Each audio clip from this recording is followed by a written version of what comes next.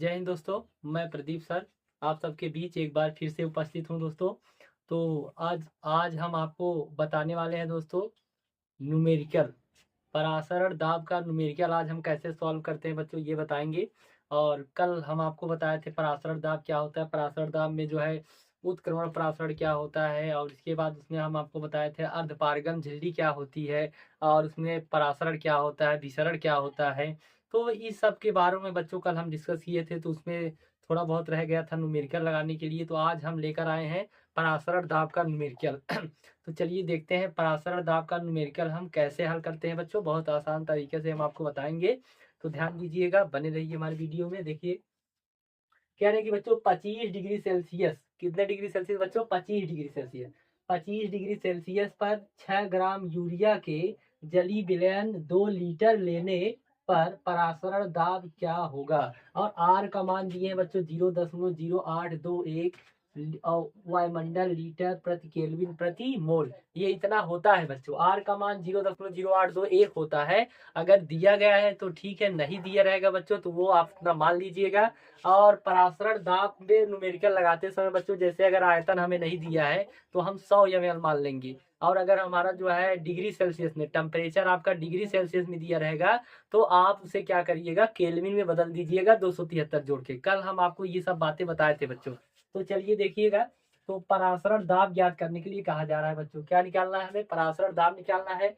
और पराशरण दाब का फार्मूला हम जानते हैं बच्चों, क्या होता है? पीवी बराबर होता है एन आर टी। क्या होता है बच्चों? पीवी बराबर होता है एन आर टी होता है बच्चों। एन क्या है? मोलों की संख्या है। इसमें बच्चों मोल नहीं दिया गया है, इसमें मोल नहीं दिया गया है। तो हम क्या करेंगे बच्चों, इसमें केवल जो है एन के स्थान पर रख देंगे डब्ल्यू अपान एम। तो ये हो जाएगा पीवी बराबर एन के स्थान क्या रख देंगे बच्चों, डब्ल्यू बाई एम, और गुणे क्या हो जाएगा, आर टी। चलिए बच्चों देखिएगा कितना डिग्री सेल्सियस दिया गया है, 25 डिग्री सेल्सियस। तो ये टी का मान हुआ, टी बराबर कितना है बच्चों, 25। इसमें प्लस हम 273 जैसे ही ऐड कर देंगे बच्चों तो ये आ जाएगा आपका, देखिए 298 के साथ आएगा क्या, देखिए 3 और 2, 3 2 कितने, देखिए ये 5 है, ये 3 है, 5 3 कितना हो गया, 8 हो गया। 7 2 देखिए, 7 2 कितना हो गया, 9 आ गया। और ये 2 तो 298 क्या आ गया बच्चों, केल्विन। ये टी का वैल्यू हो गया। तो आपको डिग्री सेल्सियस में 273 जोड़ देकर केल्विन में बदल लेना है बच्चों।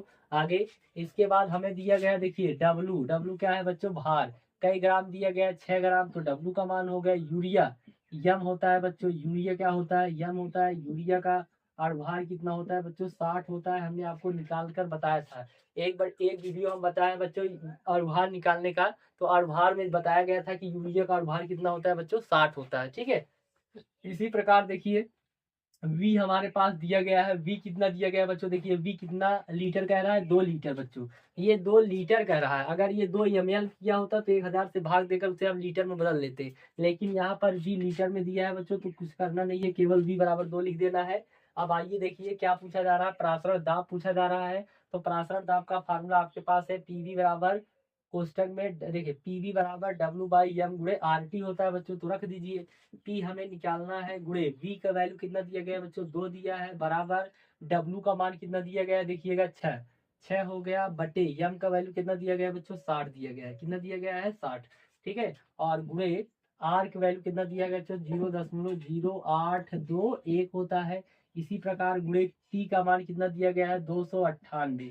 कितना दिया गया बच्चों, 298 केल्विन दिया गया है। अब आप इसे हल कर लीजिए, देखिएगा तो 6 से ये कटा, 6 दहा में 60, यहाँ बच्चों कितना आ गया, 1/10। तो ये हो जाएगा पी गुणे 2 बराबर 1/10, और गुणे 0.0821, और गुणे 298 बच्चों ये। अब देखिए ये 2 से आप ये काट दीजिए, 2 से इसे आप काटेंगे तो ये हो गया, 2 करने 2 हो गया बच्चों। और 2 चौके कितना हो गया, 8, यहाँ एक हासिल हो गया, 18 2 18, 149 बार जाएगा बच्चों। जब 2 से आप 298 में भाग देंगे तो 149 आएगा। तो यहाँ पर हो जाएगा पी बराबर, इसमें भाग दीजिए आप, तो 1/10 ऐसे लिख दीजिए, गुणे इसमें आप जो है 0.0821 गुणे 149, ये इतना हो गया बच्चों। आगे चलिए देखते हैं, हम हल करते हैं, ध्यान दीजिएगा। आगे जब हम बच्चों इसे हल करेंगे तो देखिएगा, इसे हम थोड़ा सा इधर मिटा दे रहे हैं, इसे यहाँ आगे लिखेंगे।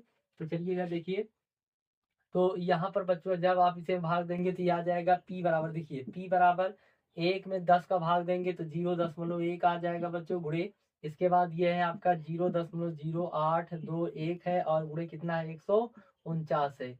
अब बच्चों इन सब का आप गुणा कर देंगे, जब इन सब का आप गुणा करेंगे तो लगभग आपका आंसर आ जाएगा 1.22 क्या वायुमंडल, क्या आ जाएगा बच्चों वायुमंडल आ जाएगा, क्या आ जाएगा वायुमंडल। ठीक है बच्चों, तो ये हमारा पराशरण दाब निकल के आया है, आप इसको गुणा करके देख लीजिएगा, इतना आएगा लगभग जो है आ जाएगा। तो हमने पूरा वैल्यू डाल लिखकर आधा ही लिख दिया है बच्चों। ठीक है, तो चलिए अब हम ये आपका एक पहला जो है सवाल था। अब हम चलते हैं जो है बच्चों अगले टॉपिक की तरफ। आज हम इसमें पढ़ेंगे वान हाफ गुणांक की वान हाफ गुणांक क्या होता है। ठीक है, तो चलिए देखते हैं वान हाफ गुणांक। चलिए बच्चों, तो हम अगले टॉपिक की तरफ चलते हैं। आज हम पढ़ेंगे बच्चों वान हाफ गुणांक। वान हाफ गुणांक क्या है बच्चों, इसे आज हम सीखेंगे और इस पर बहुत अच्छे क्वेश्चन भी बनते हैं, देखिएगा। तो वान हाफ गुणांक क्या होता है बच्चों, देखिए जैसे मान लीजिए हमारे पास कोई बच्चों एक विलयन है, ये देख लीजिए, मान लीजिए एक बीकर लिए, इसमें क्या लिए बच्चों विलयन लिए। जब भी किसी पदार्थ को, कोई हम बच्चों पदार्थ ले लिए, इसमें क्या ले लिए, एक पदार्थ ले लिए और इस विलयन में इसको क्या कर दिए, वियोजित कर दिए बच्चों। एक विलयन में होता है, विलयन में जब किसी पदार्थ को वियोजित या संयोजित किया जाता है बच्चों, तो उसी को हम क्या कहते हैं, वान हाफ गुणांक कहते हैं। जब किसी पदार्थ को विलयन में वियोजित या संयोजित किया जाता है तो उसे हम क्या कहते हैं बच्चों, वान हाफ गुणांक कहते हैं। ठीक है, तो चलिए इसकी हम परिभाषा लिखते हैं बच्चों, क्या है परिभाषा, ध्यान दीजिएगा, देखिएगा। जब किसी जब किसी पदार्थ को जब किसी पदार्थ को विलयन में विलयन में वियोजित विलयन में वियोजित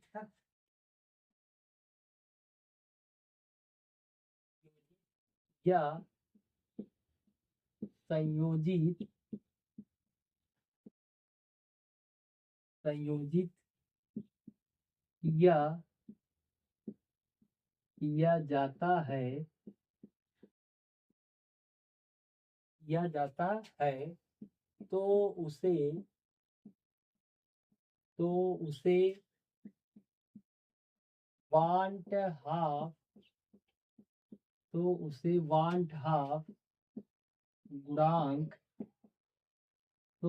वांट हाफ गुणांक कहते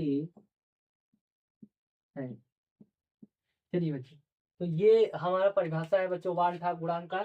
जब किसी पदार्थ को विलयन में वियोजित या संयोजित किया जाता है तो उसे वान हाफ गुणांक कहते हैं बच्चों। ठीक है, तो आगे देखिएगा बच्चों, वान हाफ गुणांक को यहाँ देखिएगा, कह रहे हैं कि वांट, देखिए वांट हाफ गुणांक को वांट हाफ गुणांक वांट हाफ गुणांक को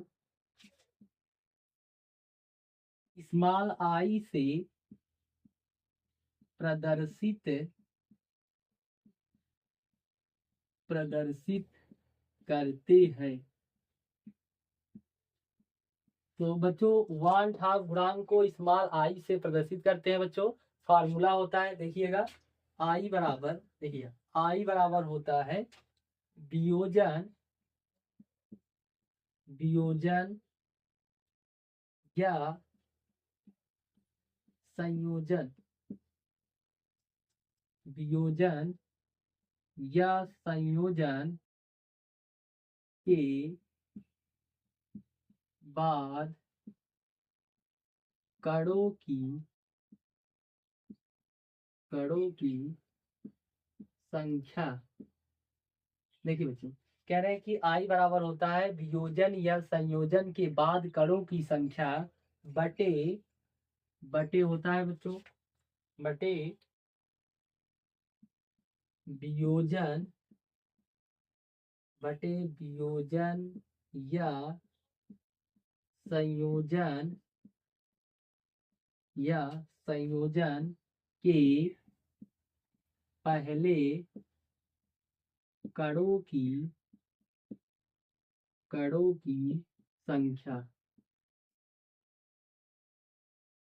ये बच्चों हमारा क्या होता है, फार्मूला होता है। इतना बड़ा फार्मूला है कि आई बराबर होता है वन ठाम गुणांक बराबर होता है वियोजन या संयोजन के बाद कड़ों की संख्या बटे वियोजन या संयोजन के पहले कड़ों की संख्या। ठीक है, तो बच्चे चलिए हम समझते हैं कि वियोजन कब वियोजन होता है, कब संयोजन होता है, इस पर जो है थोड़ा सा अध्ययन करते हैं बच्चों। और अगर इसे आप शॉर्टकट में लिखना चाहते हैं बच्चों तो ये भी हो सकता है। देखिए, आई बराबर, जब कोई कण वियोजन होता है, जब किसी कण का टूटना होता है तो बच्चों वो उत्पाद की तरफ लिखा जाता है। तो आप लिख सकते हैं आई बराबर पी अपान क्या लिख सकते हैं, आर। पी अपान आर शॉर्टकट में लिख सकते हैं बच्चों, आई बराबर पी अपान आर। पी क्या है यहाँ पर, उत्पाद। पी क्या हो जाएगा, उत्पाद। और बटे आर क्या हो जाएगा बच्चों, अभिकारक। आर क्या हो जाएगा, अभिकारक हो जाएगा। इसे आप समझने के लिए याद किए रहिए कि आई इक्वल टू होता है उत्पाद बटा अभिकारक, यानी उत्पाद के तरफ वियोजन की जो है वियोजन के कणों की संख्या बटे अभिकारक के तरफ की जो है संयोजन की संख्या को से आप जब भाग दे देंगे तो आपका आई का मान निकल जाता है बच्चों। ठीक है, तो चलिए आज हम समझते हैं कि कब वियोजन होता है और कब संयोजन होता है बच्चों, ध्यान दीजिएगा। चलिए तो देखिएगा कि वियोजन क्या होता है बच्चों, संयोजन क्या होता है, ध्यान दीजिएगा। तो आज हम आपको ये सिखा देंगे कि सर वियोजन कैसे जानेंगे कि हम वियोजन हो रहा है, कैसे जानेंगे कि संयोजन हो रहा है, ये बहुत इंपॉर्टेंट है बच्चों। तो चलिए देखिएगा, देखिए बच्चों, तो इसमें ध्यान दीजिएगा। तो पहला पॉइंट ये ध्यान दीजिएगा बच्चों, पहला पॉइंट आपको ये ध्यान देना है कि यदि, देखिए, यदि आई का मान, यदि आई का मान, देखिए, यदि आई का मान एक आए, यदि आई का मान एक आए तो तो ना तो ना तो वियोजन, ना तो वियोजन होगा होगा और और ना ही और ना ही संयोजन होगा, ना ही संयोजन होगा। देखिए बच्चों, कह रहे हैं कि ये पहला पॉइंट है कि यदि आई का मान एक आए, अगर बच्चों सवाल में यदि आई का मान एक आए तो ना तो वियोजन होगा और ना ही क्या हो जाएगा बच्चों, उसका संयोजन होगा। ये बात ध्यान दीजिएगा। पॉइंट नंबर 2 देखिएगा, कह रहे हैं कि यदि, यदि बच्चों आई का मान, देखिए, यदि आई का मान बच्चों एक से ज्यादा हो जाए, देखिए, यदि आई का मान जो है, देखिए, यदि आई का मान, आई का मान, आई का मान एक से अधिक, एक से अधिक आए आए तो पदार्थ का, तो पदार्थ का वियोजन होता है, तो पदार्थ का वियोजन होता है। यदि बच्चों, यदि आई का मान एक से अधिक आएगा, यदि आई का मान एक से अधिक आएगा तो पदार्थ का क्या हो जाएगा बच्चों, वियोजन हो जाएगा। और तीसरा पॉइंट लिखिएगा, कह रहे हैं कि यदि, यदि आई का मान, आई का मान एक से, एक से कम आए, एक से कम आए तो पदार्थ का, पदार्थ का संयोजन, संयोजन होता है। ये बच्चों ध्यान दीजिएगा कि ये 3 पॉइंट बहुत इंपॉर्टेंट है बच्चों। इस 3 पॉइंट से आप जो है पहचान लेंगे कि पदार्थ का वियोजन हो रहा है कि संयोजन हो रहा है, कि वियोजन हो रहा है कि नहीं हो रहा है बच्चों। तो ये पॉइंट आपको ध्यान देना है कि यदि आई का मान ना तो जो है कहते हैं आई का मान एक आए तो ना तो पदार्थ का वियोजन होगा और ना ही पदार्थ का संयोजन होगा। यदि आई का मान एक से अधिक आए तो पदार्थ का वियोजन होता है बच्चों। यदि आई का मान एक से कम आए तो पदार्थ का क्या होता है, संयोजन होता है। ये 3 पॉइंट आपको ध्यान देना है। तो चलिए अब हम सीखते हैं बच्चों कि आई का मान निकाला कैसे जाता है, ध्यान दीजिएगा। चलिए देखिएगा, तो आई का मान हम निकालते हैं बच्चों, ध्यान दीजिएगा।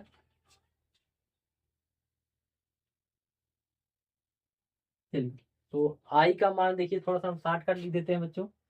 देखिएगा, ध्यान दीजिएगा, जैसे हम कह दें कि बच्चों NaCl, जैसे हम दे दिए आपको NaCl। अब NaCl में हमें बच्चों आई का मान निकालना है, तो हम कैसे निकालेंगे? सबसे पहले क्या करना है बच्चों, NaCl को आपको डिवाइड कर देना है। NaCl को जब हम तोड़ते हैं बच्चों, क्या होता है Na प्लस, और प्लस क्या होता है Cl माइनस। Na जब अपने आयनों में टूटता है तो Na प्लस प्लस Cl क्या बनाता है बच्चों, माइनस बनाता है। तो अब इसमें हमें आई का मान निकालना है बच्चों। क्या निकालना है? आई का मान। तो आई का मान हम आपको बताए थे कि आई का मान होता है, कैसे फार्मूला लगाएंगे, कह रहे हैं कि वियोजन या संयोजन के बाद के कणों की संख्या और बटे संयोजन या वियोजन के पहले कणों की संख्या।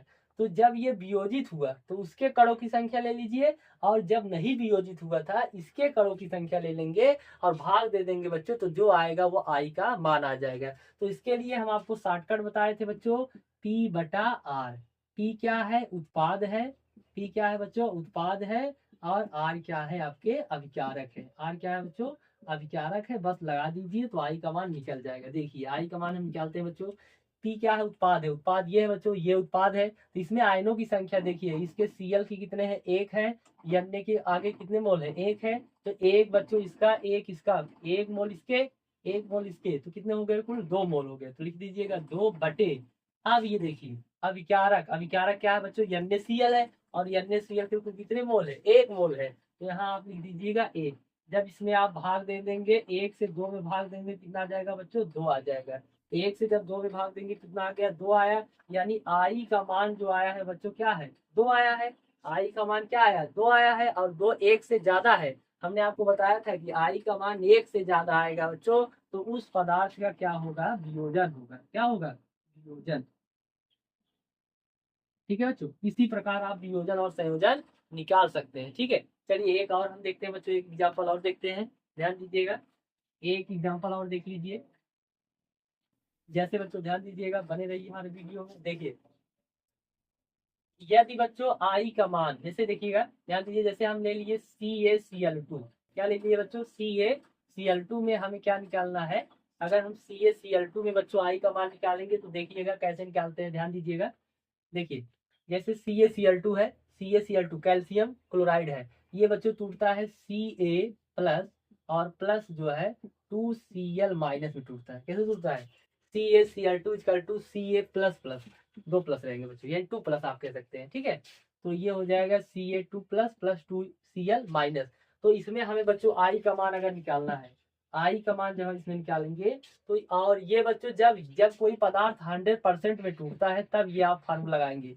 अगर कोई पदार्थ है वो अपने आप में 100% वियोजित हो रहा है, तब ये आप फार्मूला लगाइएगा। ठीक है, उसमें दिया रहेगा सवाल में 100% वियोजित हो रहा है कि 100% से कम हो रहा है। ठीक है, जब 100% से कम वियोजित होगा तो उसके लिए जो है वियोजन और संयोजन के लिए अलग फार्मूला होता है। और जब 100% ही पूर्ण रूप से वियोजित हो जाता है तो आप ये आई वाला फार्मूला आप लगा सकते हैं। ठीक है, चलिए देखिएगा, तो आई बराबर होता है, कह रहे हैं कि उत्पाद बटे अभिकारक। उत्पाद में कितने आने हैं बच्चों? इसके 1 है, इसके कितने हैं? 2 है।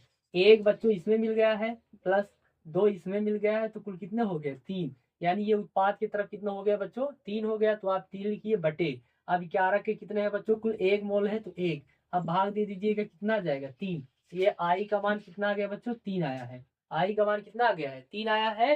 तो 3, आई का मान 3 आया, यानी 1 से ज्यादा है बच्चों। आई का मान 1 से ज्यादा है, तो ये भी क्या हो रहा है? इस पदार्थ का भी क्या हो रहा है? वियोजन हो रहा है। ये क्या हो रहा है? वियोजन हो रहा है। ठीक है, जो हमने आपको बताया था कि आई का मान 1 से ज्यादा होगा तो वो पदार्थ का वियोजन हो रहा है, यानी इसमें CaCl2 का क्या हो रहा है बच्चों? वियोजन हो रहा है। अगर आई का मान 1 आ जाएगा तो ना तो वियोजन होगा और ना ही क्या होगा? संयोजन होगा। और यदि आई का मान जो है बच्चों 1 से कम आ जाएगा तो उसका मतलब क्या होगा? पदार्थ का क्या हो रहा है? संयोजन हो रहा है। ठीक है, तो चलिए देखिएगा।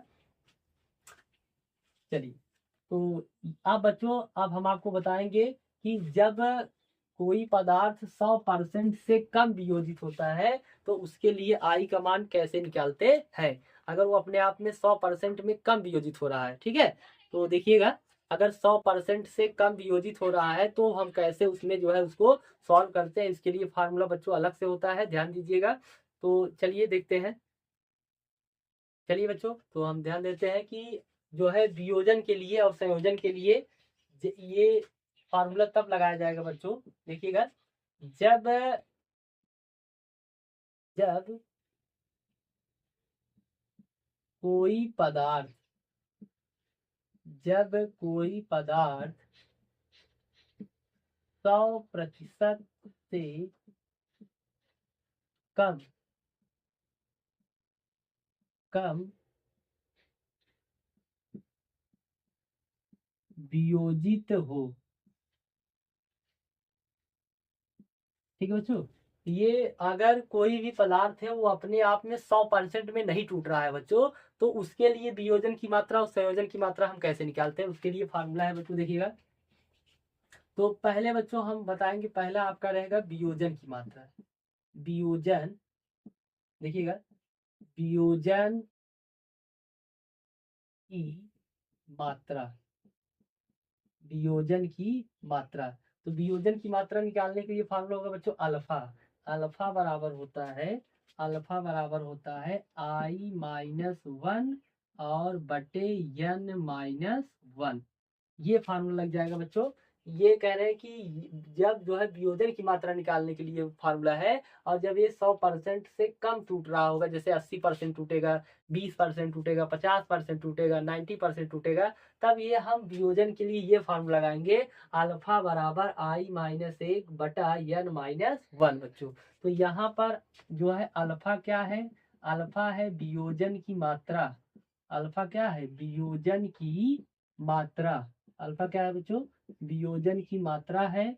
और यन क्या है, यन क्या है बच्चों, यन है वियोजन, वियोजन के कणों की संख्या, वियोजन के कणों की संख्या। ठीक है, इसके बाद बच्चों आपका जो है आई क्या है, आई आपको पता है वांट हाफ गुणांक है। क्या है, वांट हाफ गुणांक है बच्चों। क्या है, वांट हाफ गुणांक है। ठीक है, चलिए, तो ये बच्चों किसके लिए है, वियोजन की मात्रा निकालने के लिए फार्मूला है। अब इसी प्रकार बच्चों जब जो है संयोजन हो, तो संयोजन के लिए फार्मूला क्या होता है, देखिए, संयोजन के लिए फार्मूला होता है, संयोजन के लिए आप संयोजन की मात्रा जब आप निकालेंगे, संयोजन की मात्रा, संयोजन की मात्रा यानी अल्फा बराबर हो जाएगा बच्चों, इसी को पलट दीजिए, इसको इस तरफ लाइए, ये हो जाएगा 1 - I बटे, अब बच्चों इसको इस तरफ लाइए और 1/n कर दीजिए, तो ये हो जाएगा 1 - 1/n। तो बच्चों ये संयोजन की मात्रा निकालने के लिए फार्मूला होता है अल्फा बराबर 1 - I बटा 1 - 1/n होता है। और वियोजन की मात्रा निकालने के लिए अल्फा बराबर I-1 और बटे N-1 होता है बच्चों। ये फार्मूला दो आप तब लगाएंगे जब कोई पदार्थ 100% से कम वियोजित या संयोजित होता है बच्चों। तो ये फार्मूला आप लगा दीजिएगा, इससे आपका वांट हाफ गुणांक निकल जाएगा। ठीक है, तो चलिए अब हम सीखते हैं वांट हाफ गुणांक और अणु संख्या गुणधर्म में क्या संबंध होता है बच्चों। और ये बहुत इंपॉर्टेंट होने वाला है, देखिएगा, देखिएगा बच्चों, ध्यान दीजिएगा, बने रहिए हमारे इस वीडियो में। तो आज हम सीखेंगे कि वांट हाफ गुणांक और अणु संख्या गुणधर्म में क्या संबंध होता है बच्चों। तो आज का हमारा जो ये हेडिंग रहेगा, ये होगा वांट हाफ गुणांक, वांट हाफ गुणांक और अणु संख्या, अणु संख्या गुणधर्म में संबंध।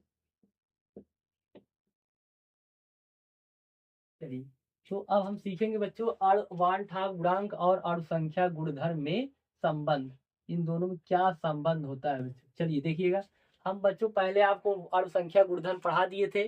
अणु संख्या गुणधर्म बच्चों आपको बताया गया था कि 4 प्रकार के होते हैं। कितने प्रकार के होते हैं बच्चों, 4 प्रकार के। तो पहला देखिए क्या था, पहला था बच्चों P0B -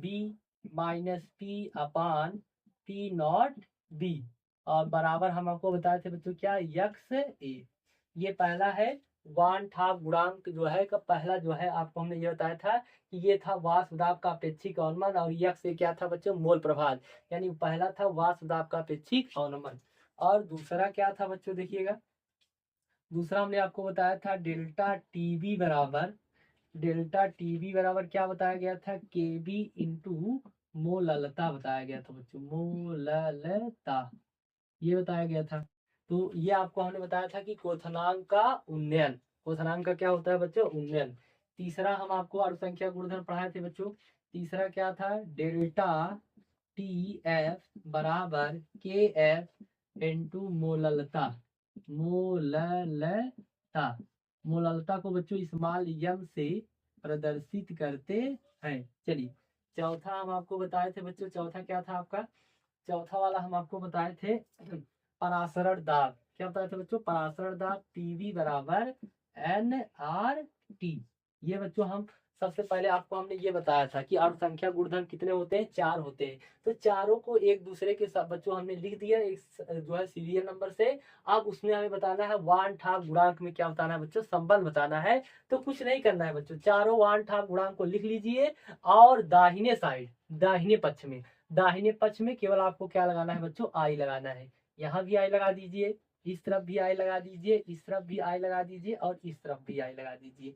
तो ये आपका हो गया वान ठा गुणांक और अनुसंख्या गुणधर्म में संबंध। कुछ नहीं करना है बच्चों, पहला आपको लिखना है वाष्प दाब का अपेक्षिक अवनमन मोल प्रभाज के सीधे समानुपातिक है, तो उसी के पहले क्या लगा देना है, आई। और आई सब में लगेगा बच्चों, बस केवल दाहिने साइड लगाना है। किस तरफ लगाना है, दाहिने साइड। तो ये डेल्टा टीवी बराबर होता है केबी मोललता होता है, जिसके आगे क्या लगा दीजिए, आई लगा दीजिए। तो ये हो गया क्वथनांक के उन्नयन और वान ठा गुणांक भी क्या हो गया बच्चों, संबंध हो गया। तो ये डेल्टा टीवी क्या है, हिमांक का अवनमन होता है, हिमांक का अवनमन और बराबर होता है के एफ इंटू मोललता। जैसे ही आई लगा दिए बच्चों तो ये हो गया आई के एफ मोललता, ये वान हिमांक का अवनमन और वान ठा गुणांक में संबंध निकल के चला आया।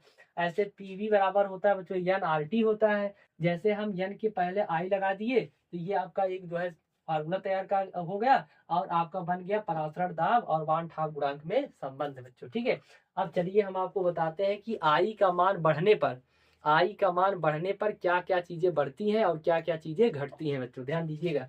ये बहुत इंपॉर्टेंट होने वाला है। देखिएगा कि बच्चों अगर आई का मान जो है, आई का मान बढ़ेगा, ऐसे तीर ऊपर कर देंगे बच्चों तो मतलब बढ़ रहा है। आई का मान बढ़ने पर परासरण दाब बच्चों, परासरण, परासरण दाब बढ़ जाता है। क्या होता है, बढ़ जाता है बच्चों। ये तीर जब हम ऊपर लगाएंगे तो इसका मतलब बढ़ रहा है, नीचे लगाएंगे तो इसका मतलब क्या होता है, घट रहा है। ठीक है, तो आई का मान बढ़ाने पर परासरण दाब क्या हो जाता है, बढ़ जाता है। इसी प्रकार आई का मान बढ़ाने पर क्वथनांक का उन्नयन भी बढ़ जाता है बच्चों। क्वथनांक का उन्नयन क्या होता है, क्वथनांक का उन्नयन होता है डेल्टा टीबी, डेल्टा टीबी भी क्या होता है बच्चों, बढ़ जाता है। इसी प्रकार आई का मान बढ़ा देने पर डेल्टा टीएफ, डेल्टा टीएफ क्या होता है बच्चों, घट जाता है। और आई का मान बढ़ा देने पर वाष्प दाब, वाष्प दाब, वाष्प दाब क्या होता है बच्चों, घट जाता है।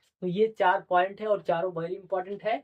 आई का मान बढ़ाने पर परासरण दाब क्या होता है बच्चों, बढ़ जाता है। आई का मान बढ़ाने पर डेल्टा टीबी क्वथनांक का उन्नयन बढ़ जाता है। आई का मान बढ़ाने पर डेल्टा टीएफ यानी हिमांक का अवनमन क्या हो जाता है बच्चों, घट जाता है। आई का मान बढ़ाने पर वाष्प दाब क्या हो जाता है, घट जाता है बच्चों। ठीक है, तो आज के लिए ये आपका जो है वीडियो इतना ही है बच्चों, और आज ये हमारा चैप्टर समाप्त हो रहा है। और इसके बाद हम कल से बच्चों आपका जो है कक्षा 12 का अध्याय 2 लेकर आप सबके बीच आएंगे। और ये अध्याय बच्चों यहीं तक था और ये इतना ही आपको पढ़ना है इस जो है चैप्टर में। और पूरी अच्छी तरह से बच्चों मेरे इस वीडियो को देखकर रिपीट कर लीजिए, सिलेबस बना लीजिए, और ये आपको बोर्ड में बहुत इंपॉर्टेंट ही आपको अच्छे से अच्छे नंबर देकर जाएंगे बच्चों। ठीक है, तो चलिए हम आपसे कल मिलेंगे और एक नए चैप्टर के साथ मिलेंगे बच्चों। धन्यवाद।